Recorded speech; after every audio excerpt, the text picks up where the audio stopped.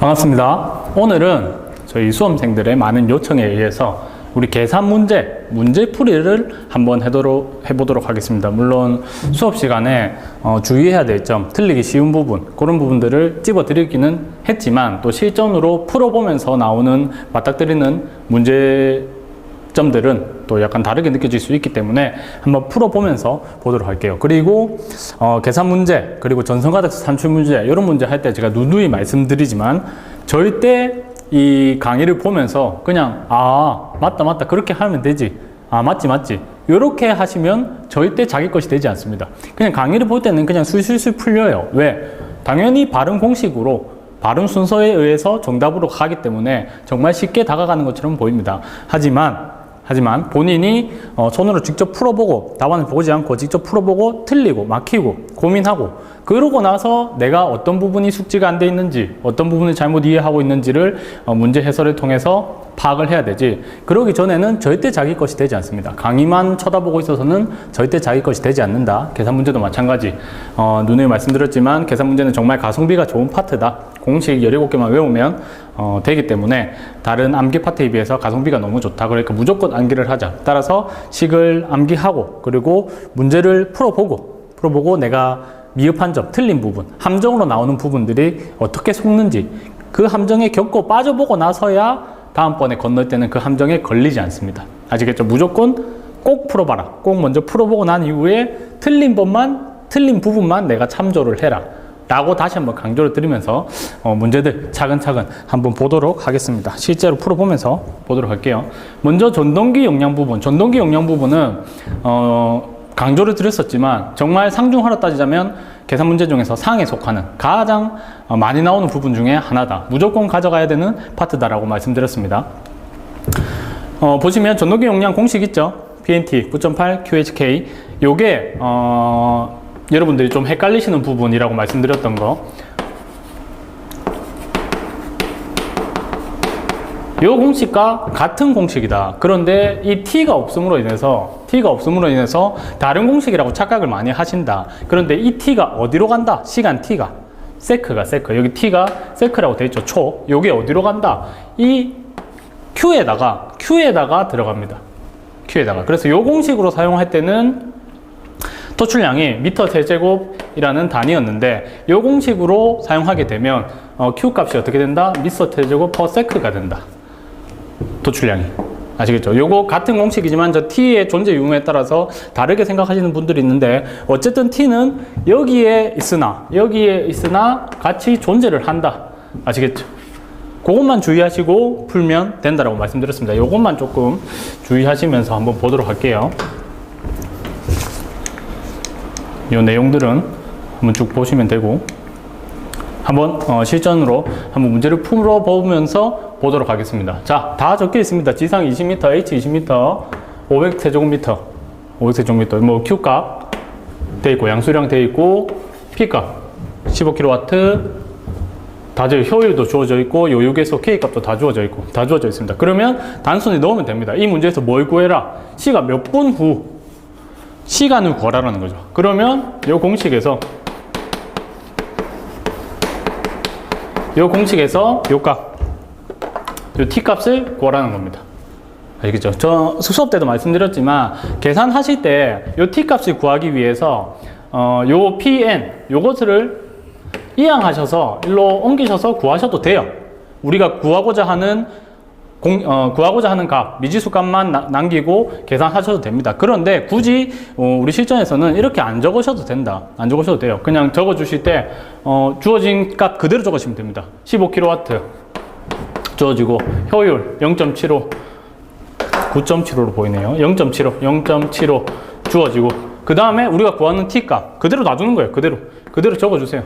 미지수 값 그리고 9.8 그 다음에 Q값 500, H20, K값이 1.1 요렇게 적어주시면 됩니다. 이렇게 해서 어떻게 솔브 기능 사용해가지고 그대로 치시면 T값이 나옵니다.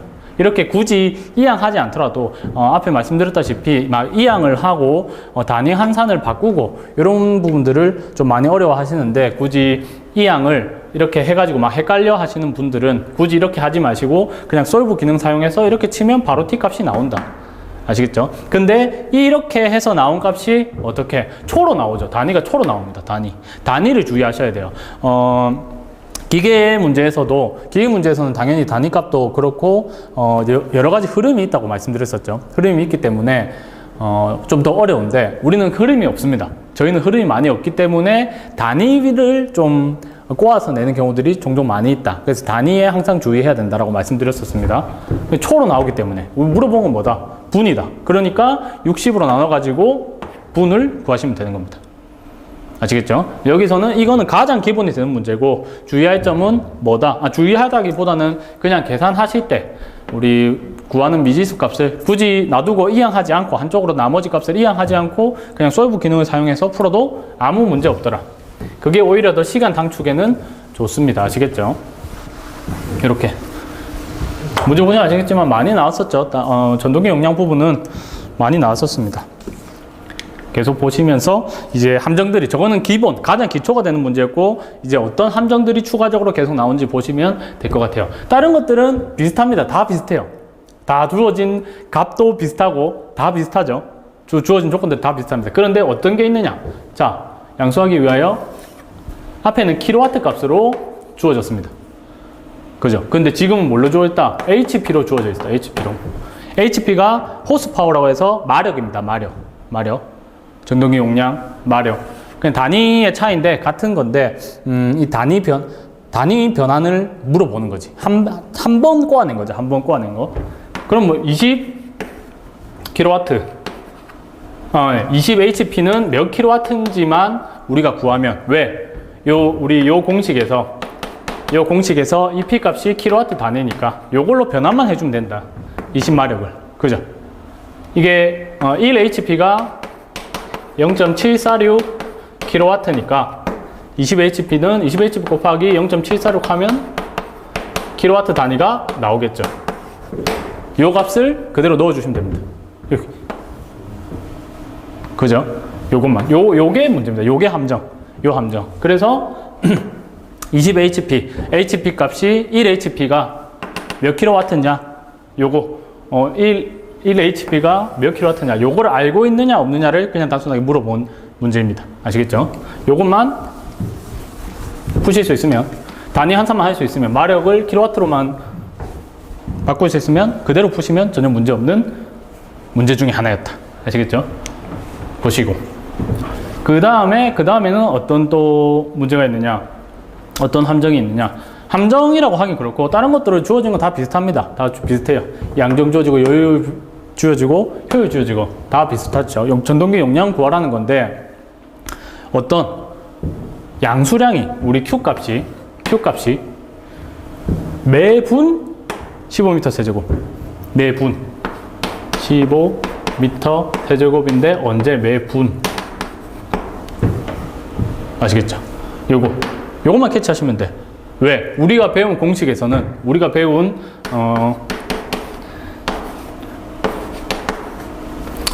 글씨를 조금 예쁘게 써보도록 하겠습니다. 9.8 여기에서는 이 Q값이 뭐였다? 이 Q값의 단위가 미터 세제곱 퍼 세크였다.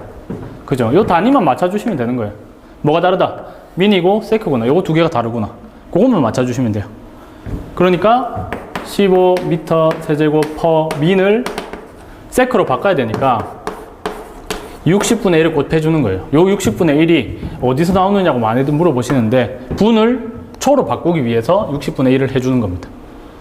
아시겠죠? 요 부분만 우리 Q값만 고치고 나면 나머지는 그냥 대입만 하시면 돼. 이해되시죠? 요거를 물어보는 겁니다. 우리 이 공식에서 과연 Q값의 양수량의 단위를 정확하게 인지하고 있느냐 그거를 물어보는 것 뿐이다. 아시겠죠? 크게 어렵지 않다. 팁 요거 한번 읽어보시면 돼요. 아까 말한 것처럼 PNT 9.8 QHK 요 T 요 유무에 따라서 여러분들이 많이 어려워하신다. 다른 공식이라고 생각을 하신다. 하지만 T가 여기에 포함이 되어 있기 때문에 똑같은 공식이다 라는 거. 봐주시면 되고, 대부분 전동기 용량 구하실 때는 요 공식을 사용하게 되세요. 그런데 앞에 나왔던 어떤 걸 물어볼 때, 양수량 시간을 물어볼 때 몇 분이 걸리느냐, 그런 거를 물어볼 때는 t 값이 나와야 되니까, 앞으로 튀어나와 있어야 되니까 요 공식을 사용하는데, 그 외에 전동기 용량 문제는 대부분 이렇게 사용이 됩니다. 아시겠죠? 그거를 파악해 주시면 어렵지 않다. 어렵지 않은 부분. 그렇게 뭐 크게 함정이라고 할 부분은 없고, 이때까지는 그냥 단위 환산, 단위를 단위만 유념하면 풀 수 있는 문제 중에 하나였다라고 보시면 될 것 같습니다. 이것도 이것도 마찬가지 단위 환산인데, 그냥 여기서 알아야 될 거는 어떤 거? 요거. 폐쇄형 헤드의 기준 개수가 10개이면 이런 것들, 이런 거. 요게 여러분들 기계에 가셔서 하시면 너무 자연스럽게, 너무 또 숨쉬듯이 알아야 될 그런 내용 중에 하나입니다. 그런 내용 중에 하나인데, 폐쇄형 헤드 기준 개수 한 개당 어떤 80리터 퍼민, 법정 방수량이 80리터 퍼민, 기준 개수 10개면 10개 곱해가지고 800리터 퍼민. 뭐 기계에서는 당연히 폐쇄형 기준 개수가 10개다 라고 주어지고 유량 이런 거 안 주어졌겠지만 전기에서는 이렇게 주어졌죠. 같은 말이에요. 이게 폐쇄형 헤드의 기준 개수 10개 이꼴 유량 800리터 퍼민, 같은 말입니다. 전기에서는 좀 친절하게 주어준 거예요. 주어진 거. 하지만 시험 문제에서 요 유량에 대한 언급이 없고 이렇게만 나오더라도 충분히 풀 수 있습니다. 법적으로 이미 다 정해진 값이고 이렇게 내도 사실 할 말은 없는 문제 중에 하나입니다. 그래서 뭐 조금 자세하게 한번 말씀드려보는데, 어쨌든 요 같은 말이다. 아시겠죠? 이렇게까지 근데 많이 어렵게 나온 적은 없어요. 유량이 주어지지 않고 헤드의 기준 개수만 주어짐으로 인해서 유량을 구해서 해라 라고 한 적은 아직 없지만, 혹시나 해서 한번 말씀드립니다. 나와 있는 문제 중이니까. 그렇게 하셔서 유량이 이렇게 구해지면 어떻게 하면 된다? 요것도 또 단위 변환이다. 단순 단위 변환. 어떤 거 바꾸면 된다? 우리 공식에서 Q 값이 어떤 미터 세제곱 퍼 세크니까 바꾸면 된다. 여기 미터 세제곱, 먼저 뭘 바꿔야 된다? 리터를 미터 세제곱으로 바꿔야 되겠네. 그러면 리터가 하나, 둘, 세 칸 가서 0.8 리터가 0.8 미터 세제곱이 되겠구나. 그죠? 그래서 0.8 미터 세제곱 퍼 민이니까 이 민을 없애기 위해서 또 어떻게 한다? 60분의 1을 곱해준다. 그러면 이게 우리가 알고 있는 Q 값의 단위가 맞춰진다. 그래서 이렇게 되는 겁니다. 요게 800리터 퍼민을 800미터 세제곱 퍼민으로 바꾸고, 또 시간으로 세크로 바꾸기 위해서 이렇게 주어진 부분. 아시겠죠? 그리고 여기서 또 중요한 거는 어떤 걸 구해야 된다? 요거 H값. H값이 주어지지 않고 어떻게 되어 있습니까? 수직거리 주어지고 배관의 마찰 손실 주어지고, 그죠? 그 다음에 그 다음은 안 나와 있습니다. 이거는 뭘 통해서? 법적 근거를 통해서 여러분들이 알아야 되는 부분 중에 하나입니다. 10m가 B죠. 이게 법정 방수압을 만족시키기 위해서 0.1MPa이라는 0.1MPa 이상이죠. 요거를 만족시키는 거. 요거를 단순 환산하면 0.1MPa를 단순 환산하면 10m가 돼요.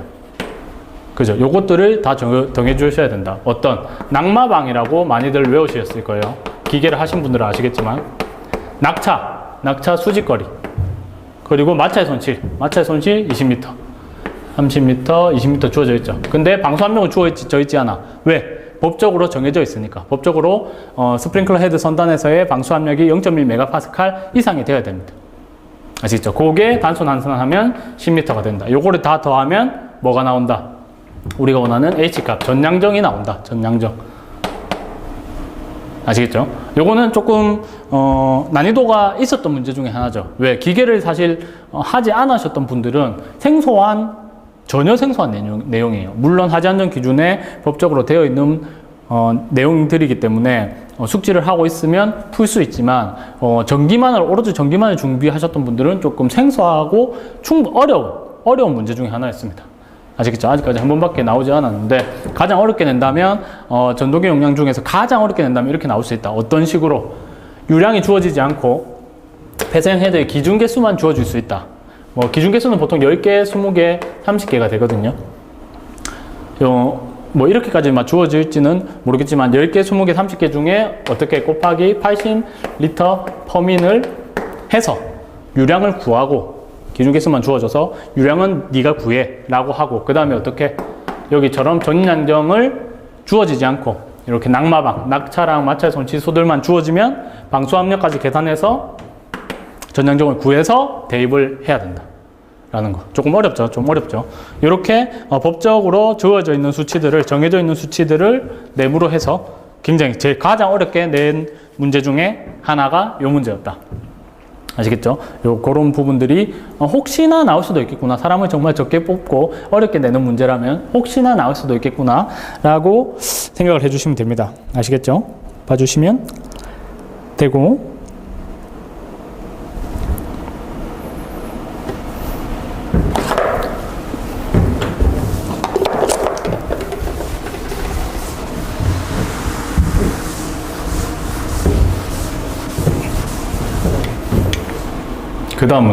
그 다음 문제도 보시면 다른 거는 뭐 다 주어집니다. 다 똑같습니다.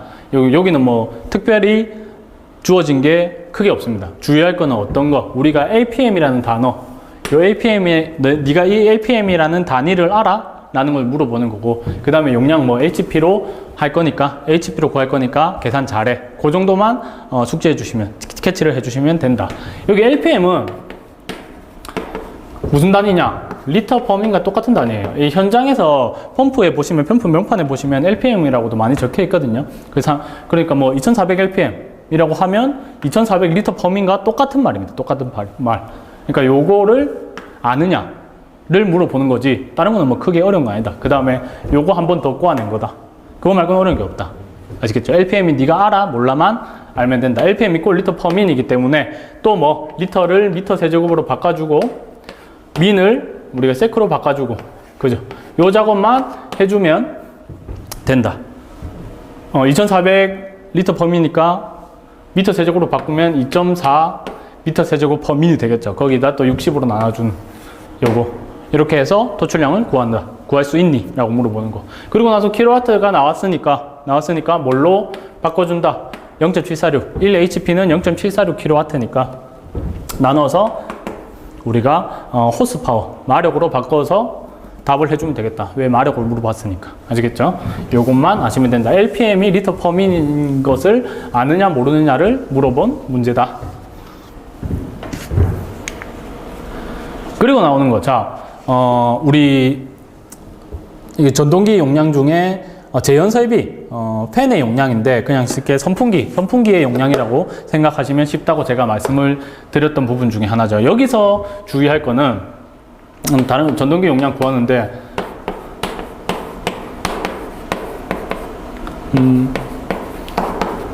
요 공식이죠. 요 공식인데 이 효율. 여기서 주의할 거 뭐다? 일단 앞에 우리 전동기 용량 중에 그냥 양수량 구할 때 요게 조금 다르다. 요 단위를 주의하시면 된다. 뭘로 주의하시면 된다? 미터 세제곱 퍼 민입니다. 여기서는 앞에는 우리가 미터 세제곱 퍼 세크였죠. 퍼 세크. 여기는 미터 세제곱 퍼 민이라는 거. 요거를 좀 앞에 거에 너무 익숙해지다 보면 요걸 간과하실 수 있어요. 요거 주의하시면 돼. 왜? 그러면 요 민을 뭐 아워나 세크로 주어진단 말이죠. 그럼 좀 헷갈리실 수 있겠죠. 그러니까 네가 민으로 바꿔라고 문제에서 내주는 거, 그것만 주의하시면 되고, 요거 일단 주의하시면 되고, 그 다음에 여기 주어진 전압이 PT 값이 단위가 여기서의 값은 아쿠아, 밀리미터 아쿠아입니다. 밀리미터 아쿠아. 아쿠아가 뭐냐? 물입니다. 물. 이게 이꼴을 밀리미터 HG, 아니 HG 아니고 H2O. H2O 물은 익숙하시죠? H2O는 익숙하신데 아쿠아는 그냥 뭐 여러분들 뭐 아쿠아맨 보셨습니까? 아쿠아맨 생각하시면 아쿠아가 물이구나. 밀리미터 아쿠아와 밀리미터 H2O가 같은 거구나 라고 생각하시면 됩니다. 요 두 단위만, 요 두 개만 이해하시면, 요 두 개의 단위만 이해하시면 나머지는 다 풀 수 있어요. 바꿔내는 것도 이거예요. 요 단위를 바꿔내거나 요 단위를 바꿔내거나, 요 두 가지 중에 하나입니다. 그것만 캐치하시면 돼요. 그럼 요거 PT, 이 전압은 뭘로 많이 바꿔내느냐? 밀리미터 HG로 많이 바꿔내요. 요건 수은입니다. 수은. 상온에서 액체 상태로 존재하는 수은 있죠. 금속 있죠. 액체 상태로 존재하는 금속인 수은. 우리 온도계에 들어있는 그 수은으로 많이 바꿔서 낸다. 말씀드렸었죠. 요거는 일단 먼저 차근차근 풀어보도록 하겠습니다. 그러면 뭐가 앞에 말씀드린 것처럼 뭐를 함정으로 냈느냐. 뭘 먼저 보자. 풍량, Q값. 보니까, 미터 세제곱 퍼미터로 돼 있네. 요거는 그럼 함정이 아니네. 그대로 대입하면 되겠네. 라고 캐치 주시면 돼. 그렇죠. 720 그대로 투입이 되죠. 그대로 들어갑니다. 그대로. 요건 함정이 아니야. 그럼 뭐가 함정이겠습니까? 전압. 보면, 단위가 밀리미터 HG로 주어져 있구나. 그럼 이걸 뭘로 바꿔야 된다? 밀리미터 아쿠아 또는 H2O 같은 말입니다.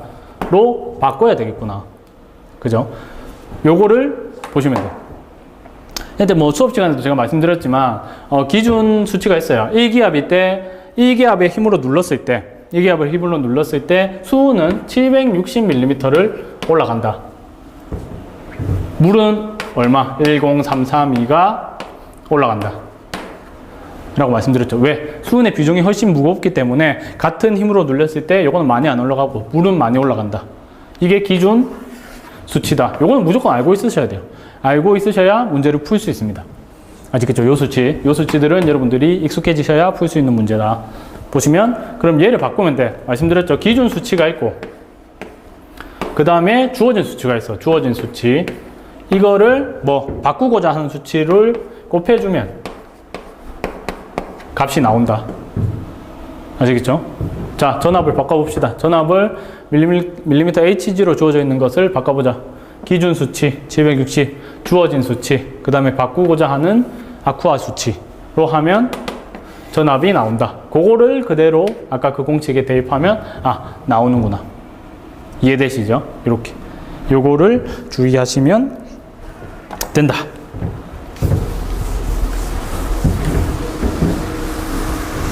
요거는 좀 기본이 되는 문제입니다. 좀 단순한 문제이고, 더 어려워진다면 풍량의 단위도 바꾸고, 전압도 바꾸고, 당연히 그렇게 되겠죠. 요거는 기본적인 문제였고,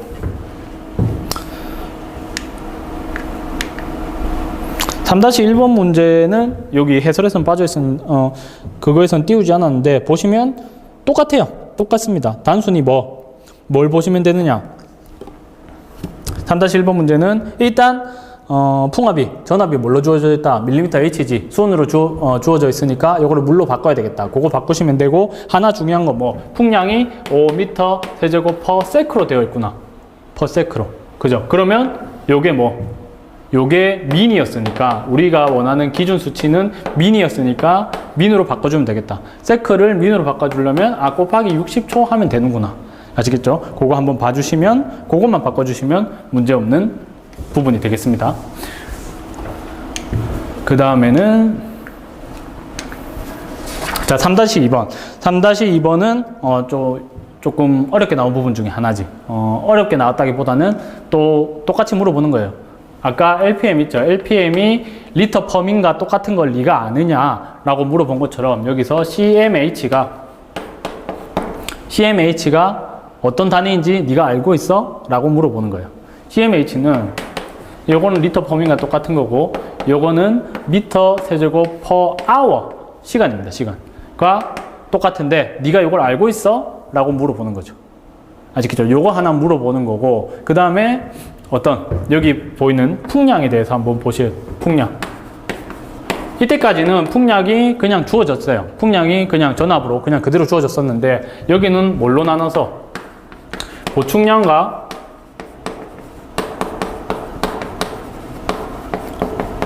누설량, 요거를 각각 주어져서 여러분들 조금 헷갈리게 만들었었죠. 그러니까 우리가 알아야 될 거는 요 풍량을 구해야 되니까 요 누설량은 주어져 있으니까 그대로 넣으시면 되고, 보충량을 더해서 뭘 구하면 된다? 풍량을 구하면 된다. 보충량은 뭘로 주어져 있습니까? 12,000이네요. 12,000m 세제곱 퍼 아워로 주어져 있다.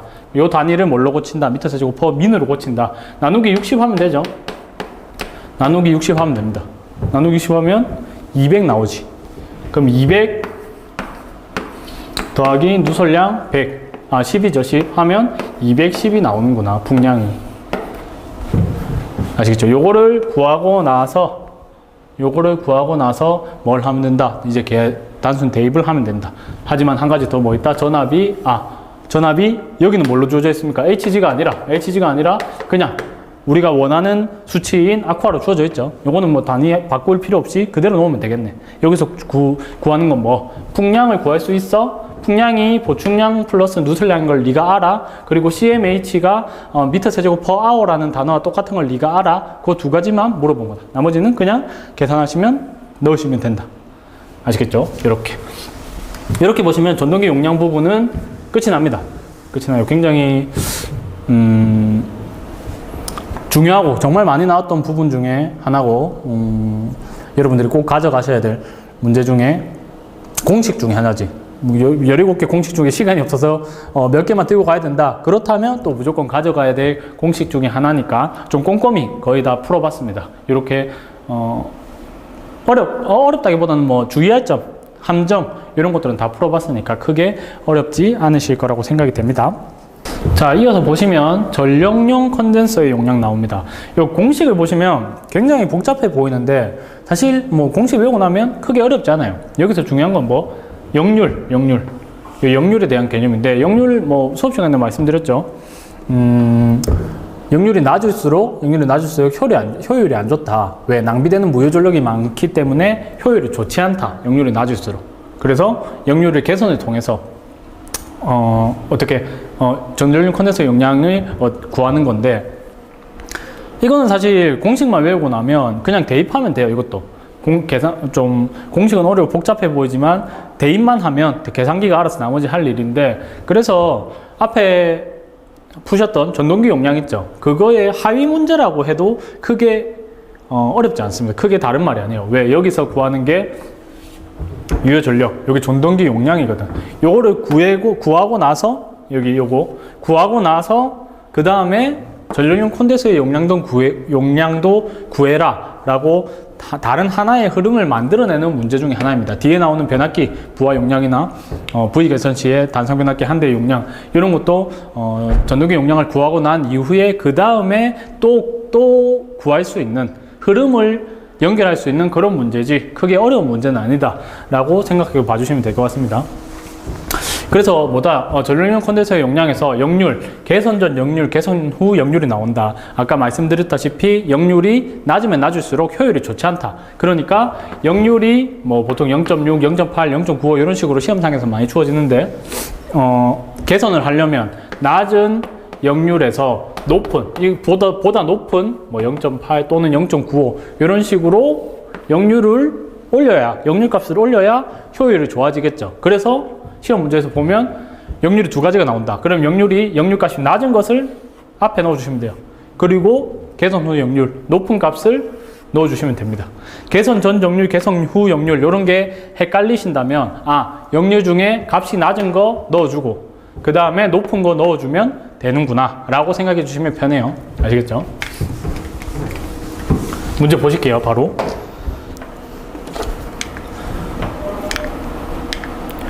보시면 1번 문제 한번 보시면 자, 역률이 80% 처음에 거 주어지죠.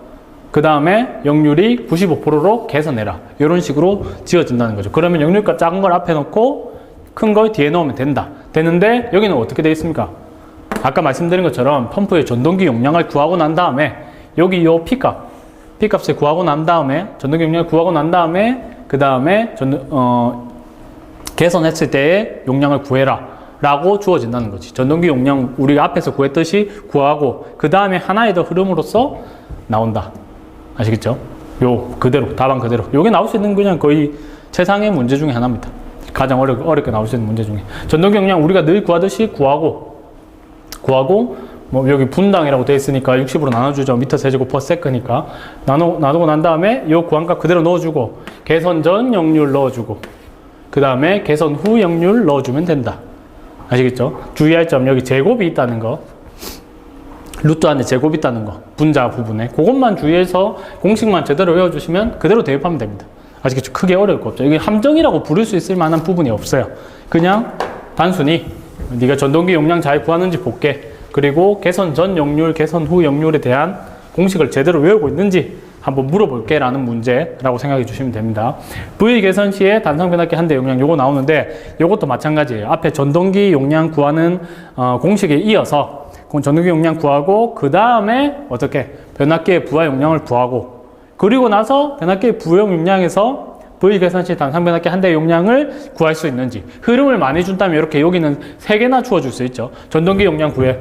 그리고 나서 부하 용량 구해. 거기에다가 V 개선 시 단상 변압기 한 대 용량 구해 라고 1번, 2번, 3번 소문항으로 나올 수 있다는 문제죠. 이러면 뭐 1번 문제 틀리면 뒤에 싸그리 다 틀린다. 아시겠죠? 요거는 그러면 어렵게 나올 수 있는 문제 중에 하나구나 라고 전동기 용량 중에서 가장 어렵게 낸다면 흐름을 더한 요걸 가장 어렵게 낼 수 있겠구나. 제가 볼 때는 계산 문제에서 우리 전기 쪽의 계산 문제에서 흐름을 3개나 가져가는 3번이나 가져가는 앞에 거 틀리면 다 틀리는 가장 어려운 문제로 낼 수 있는 사실 계산해보면 공식도 간단해서 어렵지는 않은데 실수를 좀 많이 유발할 수 있는 문제 중에 하나가 아닌가라는 생각을 합니다. 아시겠죠? 기계 쪽에는 제가 어렵다고 말씀드리는 게 이런 흐름이 굉장히 많다고 말씀드렸죠. 구하고 유량 구하고 뭐 구하고 뭐 구해서 계속 나온다. 그 앞에 거 틀리면 뒤에 쭈루룩 다 틀리기 때문에 어렵다. 주의해야 된다. 라는 거 수업 시간에 말씀드렸었고 보시면 아까 말씀드린 그대로예요. 전동기 용량 구해라. 전동기 용량 구하는 거는 우리가 이때까지 많이 했죠. 많이 했기 때문에 그대로 구하시면 돼. 거기에 대해 부하 용량 구해라. 부하 용량은 뭐 역률 주어지는 어떤 역률이 60%다 라고 나오면 역률로 나눠주시면 됩니다. 그러면 이 구해진 부하 용량에다가 루트 3으로 나누면 뭐 V 개선 시에 한 대의 용량이 나온다는 거지. 아시겠죠? 그러니까 전동기 용량을 우리가 잘 구해야 뒤에 다 틀리지 않는다 라는 거. 간단하죠? 공식은 굉장히 간단합니다. 단지 흐름이 많을 뿐이지 공식은 굉장히 간단하다 라는 거.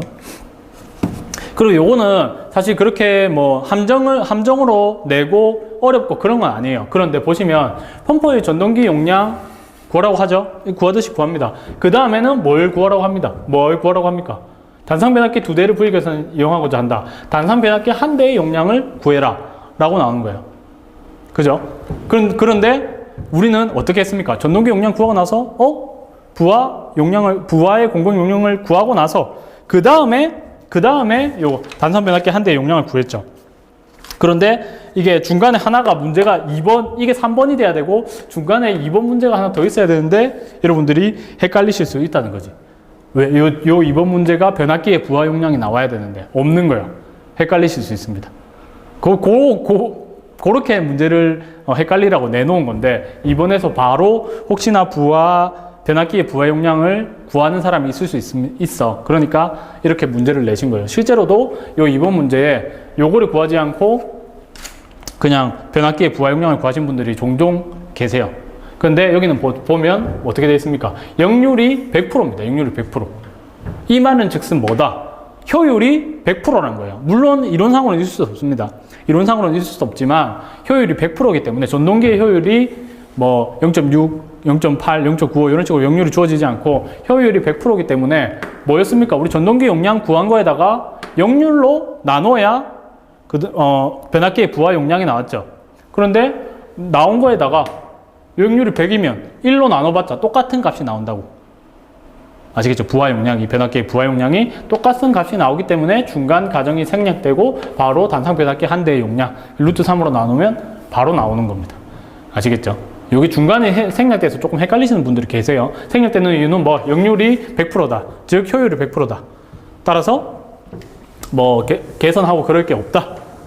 바로 100%가 그대로 나온다. 전동기 용량이 그대로 100% 다 쓸 수 있기 때문에 변압기의 부하 용량에 차이가 없다 라고 생각해 주시면 됩니다. 아시겠죠? 조금의 뭐 함정이라고 말하기는 조금 민망하지만 시험장에서 시험 치실 때 조금 헷갈리실 수 있는 부분 중에 하나였다 라고 말씀드리고요. 그 다음에 전등, 요게 등 개수 부분이 나오는데 요건 사실 그렇게 추천드리고 싶지는 않습니다. 왜냐하면 뭐 많이 나오지 않기도 하지만 종종 나오긴 하지만 요게 식은 쉬워요. 펀에이드.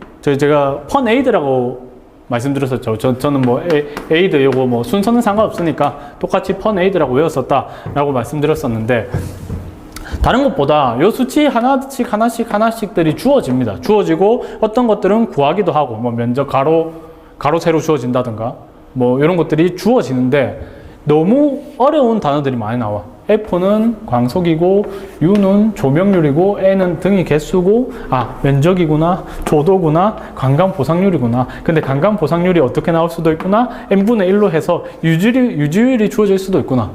이거를 다 하나하나가 뭔지 알아야지 우리가 문제를 풀고, 관광률 여기, 뭐 여기 유지율 여기 이렇게 대입을 할 수 있겠죠. 그래서 요거 하나하나 외우는 것들이 조금 헷갈릴 수 있다. 그래서 조금 어렵게 느끼시긴 하는데, 요것도 사실 다 외우고 나시면, 정확하게 암기만 하시고 나시면 그냥 단순 대입이에요. 아시겠죠? 한번 문제를 통해서 제가 왜 단순 대입이라고 얘기하는지 한번 보도록 할게요. 시지수도 요거 한번 문제를 통해서 한번 보도록 하겠습니다. 자, 여러분들 2-1번 문제로 한번 봐주세요. 2-1번 문제로 저희가 연습을 한번 해보도록 하겠습니다. 시지수 구하라고 했었죠. 뭡니까? x 곱하기 y, h x 더하기 y, 요거였죠. 뭐 x, y는 가로 세로입니다. 가로 세로. 어디에 주어져 있습니까? 세로 12. 그 다음에 가로 8. 요거 그냥 단순히 넣어주시면 되고, x, y에 넣어주시면 되고, 요 h가 뭐다? h, 작업대의 높이, 에 따른 높이가 주어진다고, 강원에서 작업대까지의 높이라고 말씀드렸는데, 수업 때 말씀드렸죠. 여기 강원이 있어요. 강원이 이렇게 있습니다. 전등이. 근데 뭐 여기 작업대가 여기 있다고 보겠습니다. 그러면 요 h 값이 여기 값입니다. 여기 값. 여기가 h 값인데, 그럼 뭘 주어진다? 요 작업대 높이를 주어진다는 거지. 이 전체 높이와 작업대 높이를 주어줘서 요거를 구하시오. 그럼 당연히 여기에서 이거 빼면 되죠. 보시면 작업대 높이 주어지죠. 방바닥에서 여기 0.8. 그리고 천장 높이 3.8. 빼면 얼마? 3.8 빼기 0.8 하면 3m 나오겠네. 요게. 요런 식으로 주어지는 게 끝입니다. 아니면 뭐 주어지든가, 요 H 값이 주어지든가 하겠지만, 요런 식으로 나와요. 요런 식으로. 그래서 시지수는 그냥 구해주시면 되고. 그 다음에는 뭐, 등의 개수. 요렇게 등의 개수를 구하니까, 요렇게 하셔도 된다. 이항하셔도 된다. 이 펀 에이드를 등의 개수를 구할 거니까 얘를 이항하셔도 된다. 그런데 우리가 솔브 기능을 사용할 거면 그대로 적어 주셔도 돼요. 그대로 적어서 하셔도 됩니다. 보시면 다른 건 다 주어져 있어요. 자, F 광속 문제에서 2400, 뭐 조명률 다 주어져 있습니다. 다 주어져 있어요. 단면적도 15, 10 이렇게 가로 세로로 다 주어져 있을 겁니다. 그 다 주어져 있어요. 유지율이 나옵니다. 유지율. 여기는 관광 보상률 D로 주어져 있지 않고 유지율로 주어졌어요. 이것 때문에 조금 헷갈려 하세요. 자, 펀 에이드에서 우리가 보면 관광 유지율이 D로 주어지는데, 이거를 유지율로 주어지면 어떻게 해야 된다? 이렇게 해야 된다. 이렇게. 그래서 똑같은 겁니다. 똑같은 건데 자리를 바꿔서 생각해 주셔야 됩니다. 그래서 무슨 말씀인지 이해되시죠? 이 D가 n분의 1과 똑같다. 그래서 유지율이 주어질 때는 n분의 1로 해서 구하면 된다. 라는 거. 이해되시죠? 그래서 주어진 거 다 차례차례 넣으면 이렇게 값이 나오는데, 이거 정말 많이 물어보시는 것 중에 하나예요. 다 대입을 했습니다. 등의 개수가 62.5가 나왔는데, 뭐 형광등을 반을 쪼개서 설치할 수는 없으니까 63개가 필요한 거예요. 소수점 이하 절상에서 63개의 등이 나왔습니다. 그런데 여기 문제 조건에서 보면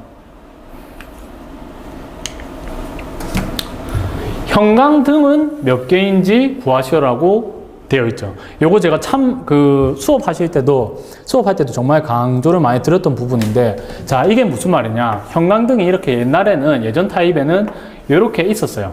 이게 천장을 바라본 모습입니다.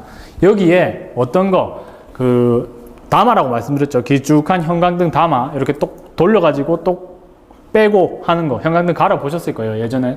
요새는 뭐 LED가 많이 사용이 되지만, 그래서 그 형광등이 이렇게 어떻게 두 개가 들어가 있었다. 이거는 등입니다. 형광등의 등. 얘가 전체가 형광등 하나인 거예요. 자, 형광등 하나, 거기에 형광등 하나에는 몇 개의 등이 필요하다? 아, 2개의 등이 필요하구나.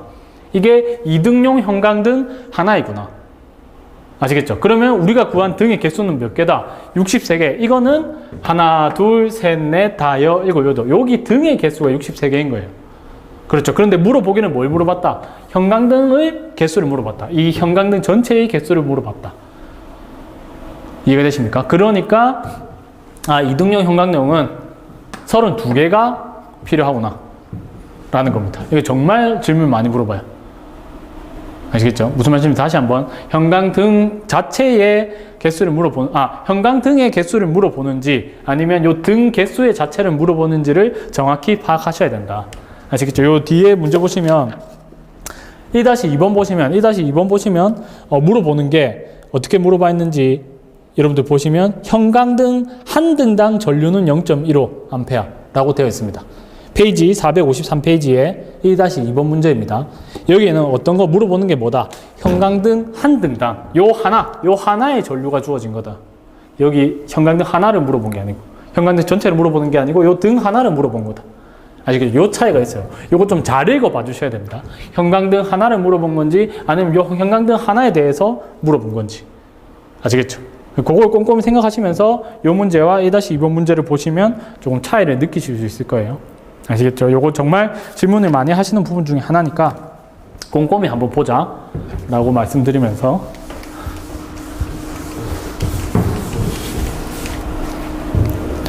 등의 개수까지 했고요.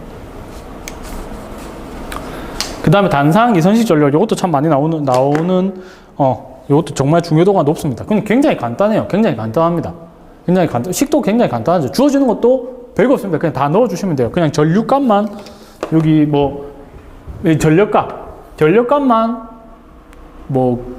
조금만 계산하시면 돼요. 곱하기 한 번만 하시면 되는 부분으로 주어지지 크게 어려운 부분이 없습니다. 그리고 삼상산선식도 있는데 삼상산선식은 계산 문제 단위 문제로는 나온 적이 없어요. 그냥 비상 콘센트에 엮여서 나온 적이 있습니다. 비상 콘센트에 엮여서는 2번 나왔기 때문에 제가 계산 문제 단위에는 넣지 않았는데 삼상이라고 해서 어렵지 않아요. 그냥 요식 그대로에다가 요 루트 3만 붙여주시면 돼요.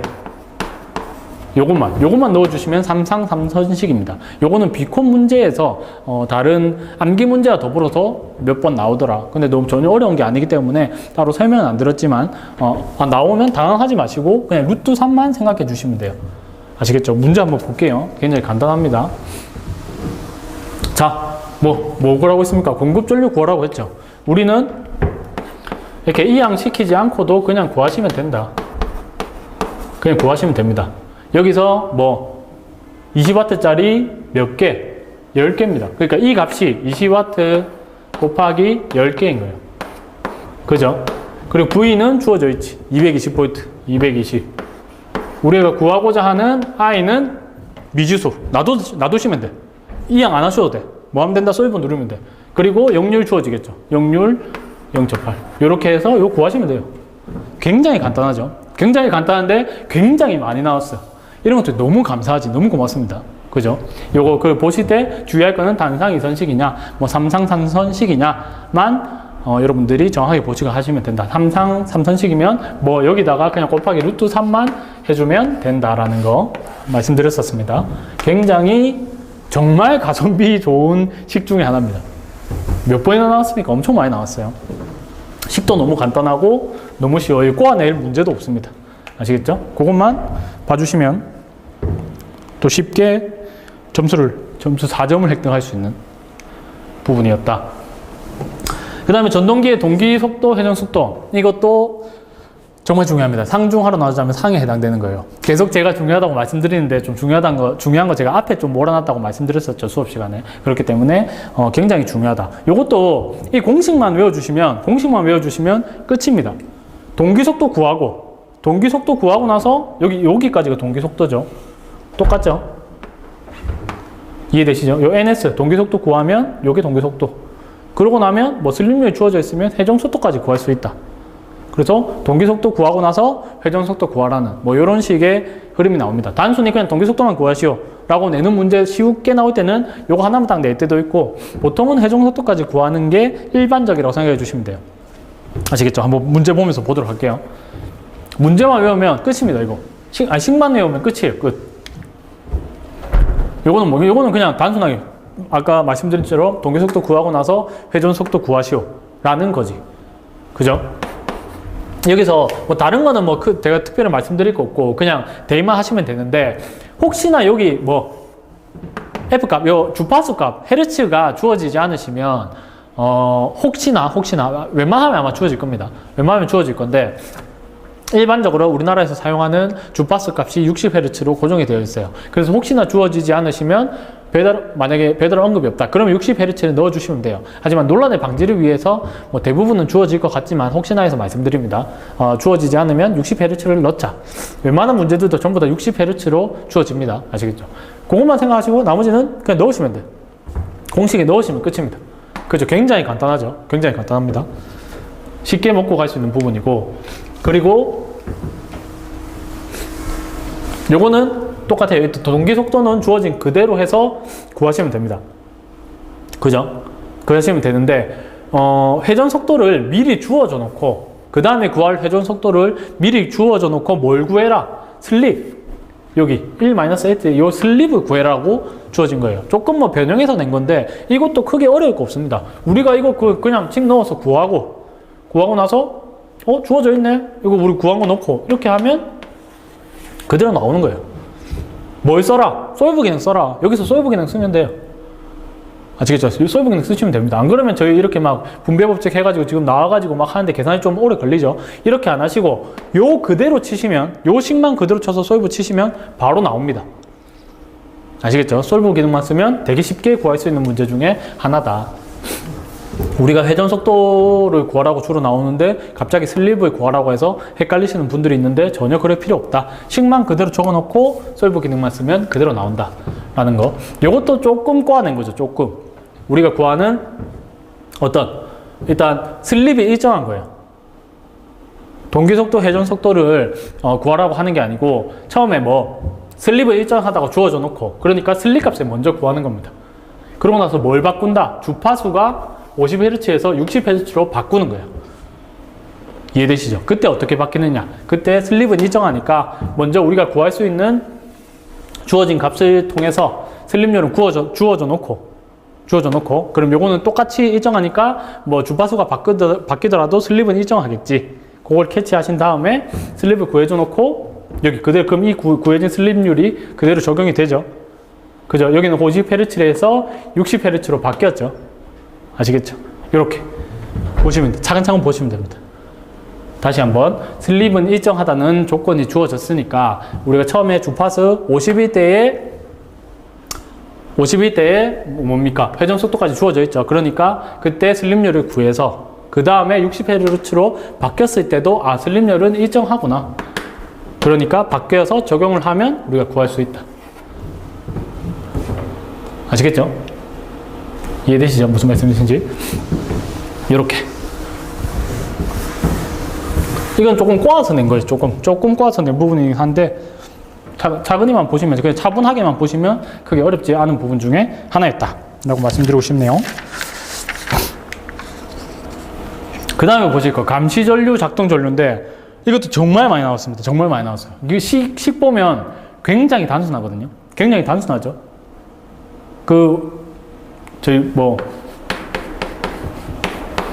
왠지는 모르겠지만 우리가 이거 학교를 졸업하고 나면 다 알고 있는, 전기 쪽에서 유일하게 알고 있는 공식 요거 있죠.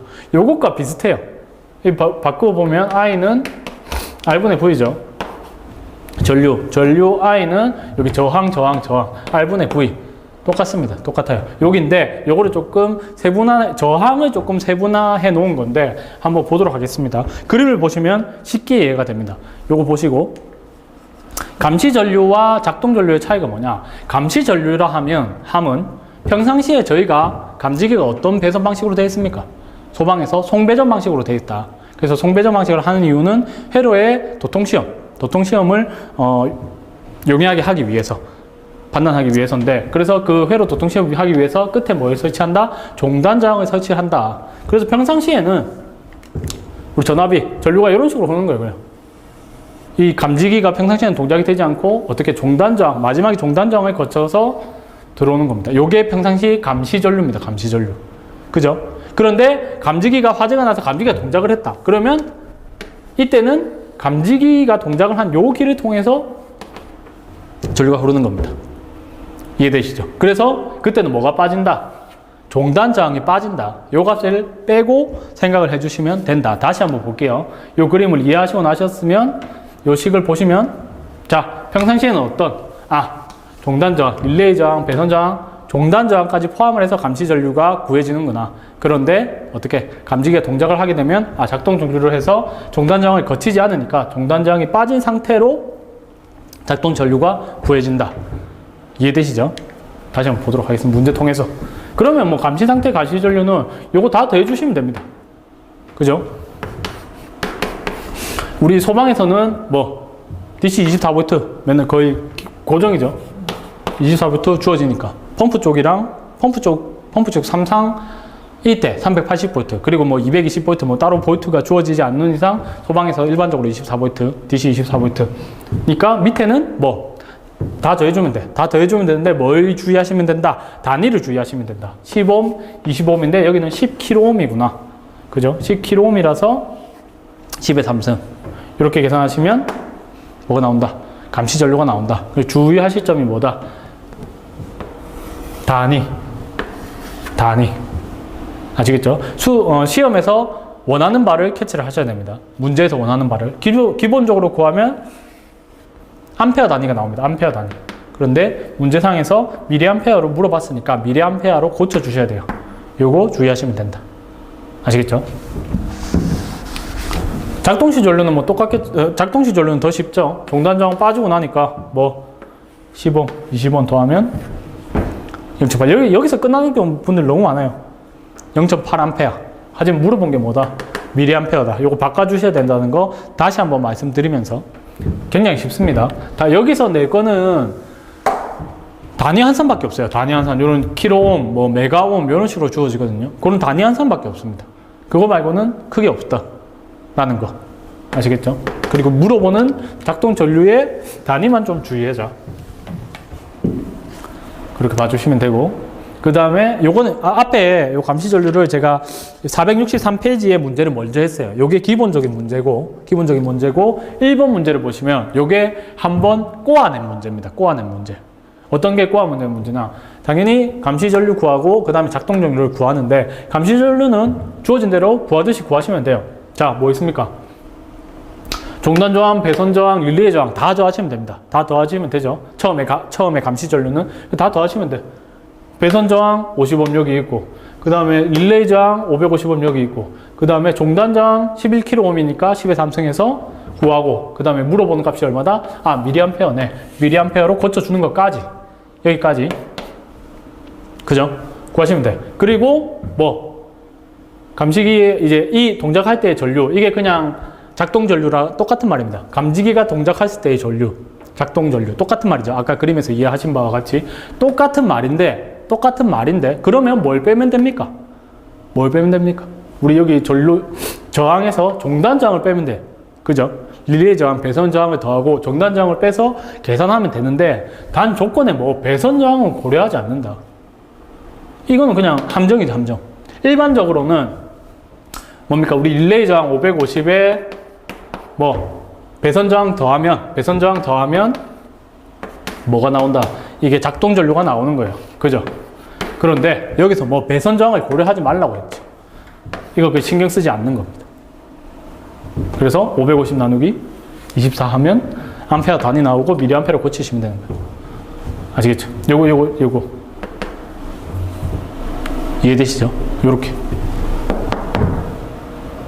요것만 주의하시면 다른 건 뭐 똑같은데 요거를 여러분들 혹시나 시험상에서 이거 단 부분, 그리고 조건 이런 것도 굉장히 중요하다고 말씀드렸죠. 단이 굉장히 중요하다. 요거 빼먹고 요거 배선 저항까지 고려해서 계산하시는 분들이 참 많더라. 주의하셔라 라는 거 다시 한번 강조드립니다. 굉장히 쉬우니까 쉬운 반면에 어떤 걸 바꿔낸다, 단위를 바꿔내고 물어보는 암페어 단위도 미리암페어로 바꿔서 한 번 더 여러분들은 안심하시고 여기까지 구하시는 분들이 굉장히 많다라고 말씀드렸었어요. 아시겠죠? 요거 바꾸는 거 연습을 좀 하시면 좋을 것 같다.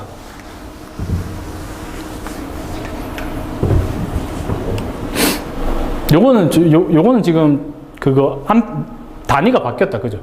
요 9에서 암페어가 나오면 요 미리암페어로 고치고 그 다음에 미리암페어로 고쳐서 미리암페어가 나와야 되는데 단위가 좀 바뀌어 있습니다. 요거는 수정해 주시면 됩니다.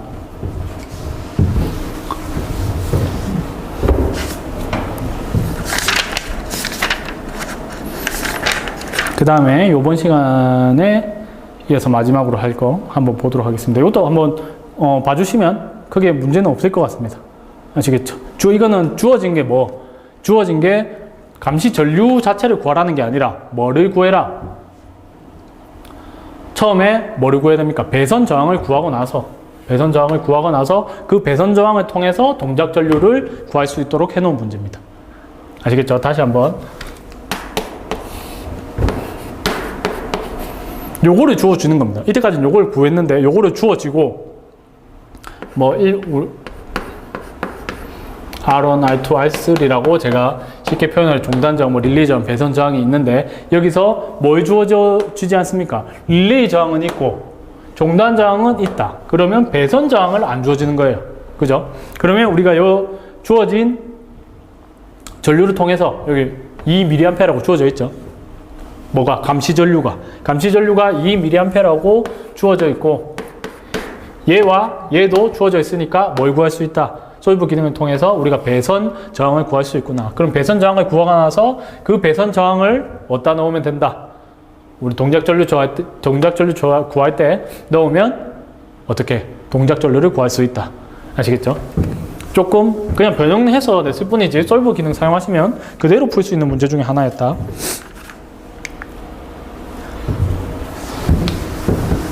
그 다음에 나오는 거 비상용 자가 발전기의 용량, 차단기의 용량인데 이것도 큰 말씀드릴 게 없어요. 문제 보시면 아시겠지만 그냥 나오는 값 그대로 넣으시면 됩니다.